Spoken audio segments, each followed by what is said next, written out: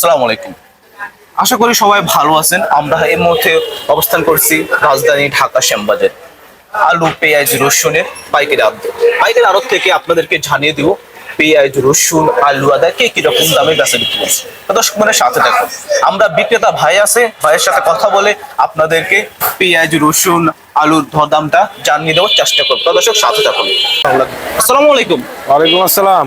ভাই কেমন আছেন? আছি, আল্লাহ রাখছে ভাই, মোটামুটি শরীর স্বাস্থ্য ভালো আছে? আল্লাহ রাখছে ভাই। ভাইয়ের দোকানের নামটা বলেন তো একটু।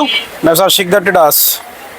মেসাজ শিকদার টেরাস। হ্যাঁ দর্শক আপনারা সাথে থাকুন, এখান থেকে আপনাদেরকে পেঁয়াজ, আলু, রসুনের পেঁয়াজের দামটা জানিয়ে দেবো, সাথে থাকুন। ভাই পেঁয়াজের আমদানি কিরকম মার্কেটে? আছে মোটামুটি আর কি। আছে মোটামুটি। হ্যাঁ আলুর আমদানি কিরকম ভাই? আছে, আলুর আমদানি ভরপুর আছে মোটামুটি। হ্যাঁ ভালোই আছে। ভাই, হ্যাঁ? হ্যাঁ। এই যে আমরা দেখতে পাচ্ছি সর্বপ্রথম পেঁয়াজ, এটা কোন জায়গা? এটা ফরিদপুরের। ফরিদপুরের। হ্যাঁ এটা আজকে বাজারে কত চলছিল? আজকে বাজার চলছে 47 থেকে 50। 47 থেকে 50। গতকালকে দামটা কেমন ছিল? গতকাল ছিল 48 50 বন্যা, এই সেমি 1 টাকা এদিক সেদিক আর কি। মানে আজকে 1 টাকা কম। ভাই এই যে হঠাৎ করে পেঁয়াজের দামটা বেড়ে গেল, এখন আবার হঠাৎ করে একটু কমে গেল, এটা কারণ কি মূলত? কয়েকদিন বৃষ্টি ছিল তো এই কারণে বৃষ্টি, মানে ওয়েদার একটু খারাপ আছে। ওয়েদার খারাপের কারণে বাজার 2-3 টাকা বাড়ছিল, আবার আজকের বাজারে কম। মানে হিসেবে আমদানি কেন আসলে, মানে আমদানি কম ছিল। আমদানি কম ছিল, এখন একটু আমদানি বেশি। হ্যাঁ হ্যাঁ এই যে অপর দিকে দেখতে পাচ্ছি, এটা কোন জায়গা? হ্যাঁ, এটা কোন জায়গা? ওটা হলো রাজবাড়ির। রাজবাড়ি কত চলছিল? এই একই বাজার 48 50 48 50। 50। হ্যাঁ আর এইটা রাজবাড়ি ফরিদপুরেরই হবে, একই বাজার। হ্যাঁ মানে এখন পেঁয়াজের দাম গত 2 দিন আগ থেকে এখন একটু কম। কম। গতকালকার থেকে বাজার আজকেই কম। এই যে আমরা আলু দেখতে পাচ্ছি ভাই, এটা কোন জায়গার আলু বলতে পারেন? আলু এটা লোক রাজশাহীর। রাজশাহীর এটা। হ্যাঁ এটা কত চলছিল? এটা বেচতেছি 15.5 16। 15.5 16। এতই কম আলুর দাম, মূলত কারণ কি? আলু হারিকেন, হাতে হারিকেন কৃষকের। হাতে হারিকেন কিসের? আর এটা কোন জায়গা? এটা লোক জয়পুরহাট। জয়পুরে কত চলছিল? জয়পুর বেচতেছি 14.5 15। এরকম দিস। হ্যাঁ ভাই এই দোনোটার ভিতরে আলু ভালো কোনটা? ঠাকুরগা ভালো। এটা ভালো। হ্যাঁ এই যে পাশাপাশি দেখতে পাচ্ছি রসুন, এটা কোন জায়গা? রসুন নাটোরের। নাটোর আজকে কত চলছিল? নাটোর আজকে বেচতেছি 65 থেকে 70। 65 থেকে 70। হ্যাঁ মানে রসুনের দামটা কি বৃদ্ধি নাকি? না, রসুনের দাম কম, আগের মতো। হ্যাঁ খুবই কম, বাজার অনেক কম। ভাই যে আলু এবং রসুনের দাম তো মানে বলার বাইরে, সীমার বাইরে। আলুর দাম তো মানে বললেই তো নাই। আলু শেষ ভাই, চালান এই যে- পুঁজি সব শেষ, রাস্তার ফকির হয়ে গেছি আলু।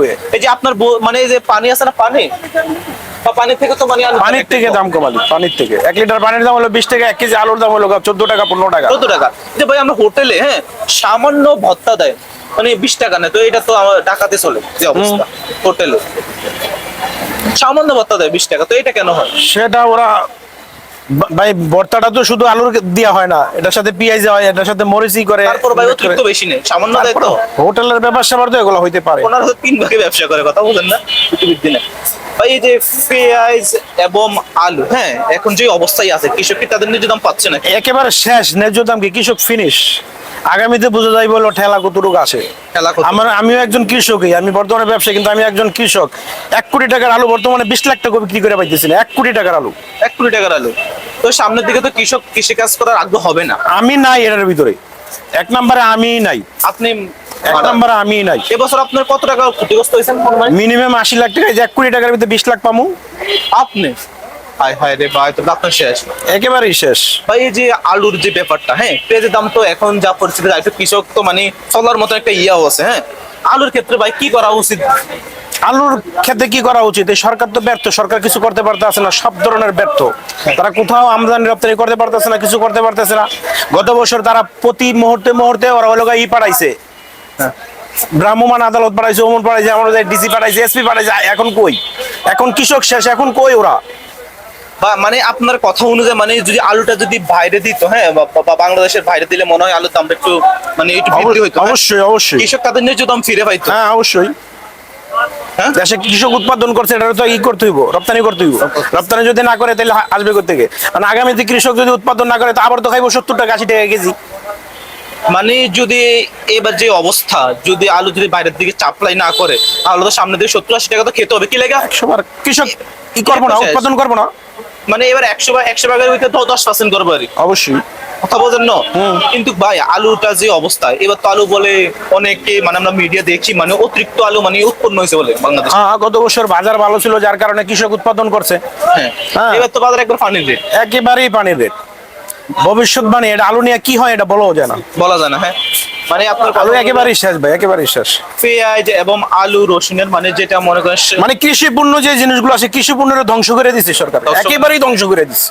এই মুহূর্তে যদি বাইরে বাইরে সাপ্লাই করে আলু বাইরে দেশে দেয়, তাহলে হয়তো কৃষকের ভিতরে একটা আস্থা আসবে, যদিও না পায় একটা আস্থা আসবে। আস্থা আসবে, মানে সামনে আলু এবং রসুন পেঁয়াজ করার আগ্রহ হবে। হ্যাঁ, অবশ্যই এই মুহূর্তে দিলে কি ভালো হবে না?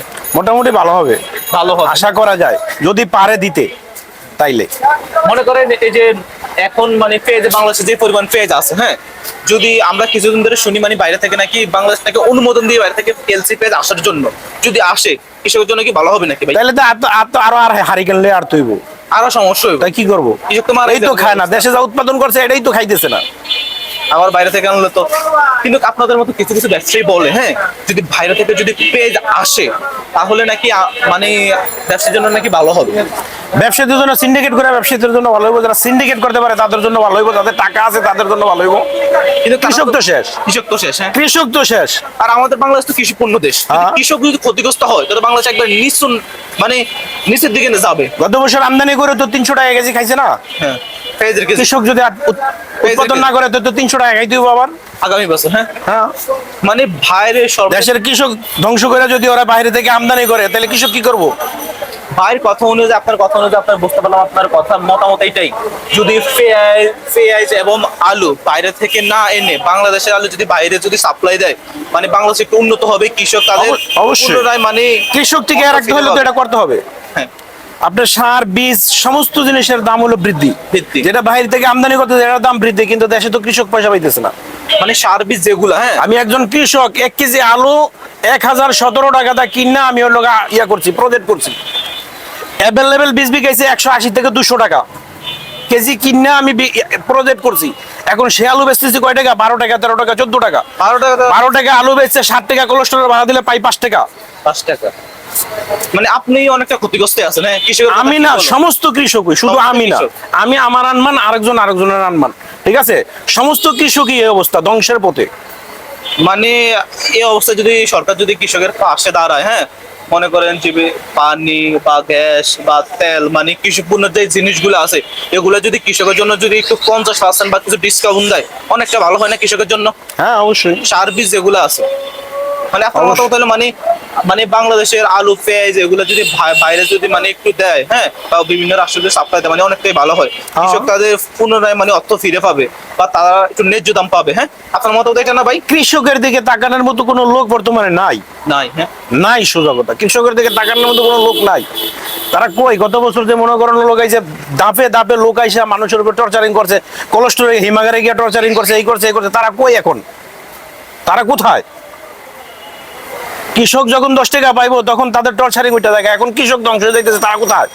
এখন যদি আপনার কাছ থেকে যদি কেউ মনে করেন আলু অথবা পেঁয়াজ নিতে চায় দিতে পারবেন? অবশ্যই। আপনার নাম্বারটা বলেন তো। 01732678 অলওয়েজ খোলা থাকে? হ্যাঁ, অবশ্যই। মানে কৃষক ব্যাপারী ক্রয় বিক্রেতা আপনার কাছে যদি মানে এই নাম্বারে যোগাযোগ করে যদি মাল নিতে চায় বা দিতে চায় দিতে পারবে? অবশ্যই দিতে পারবো, অবশ্যই। হয় আপনি মিডিয়ার সামনে পেঁয়াজ এবং রসুন আলু, হ্যাঁ, সঠিক নিউজটা দেওয়ার জন্য আপনাকে অসংখ্য ধন্যবাদ। আসসালামু আলাইকুম। ওয়ালাইকুম সালাম।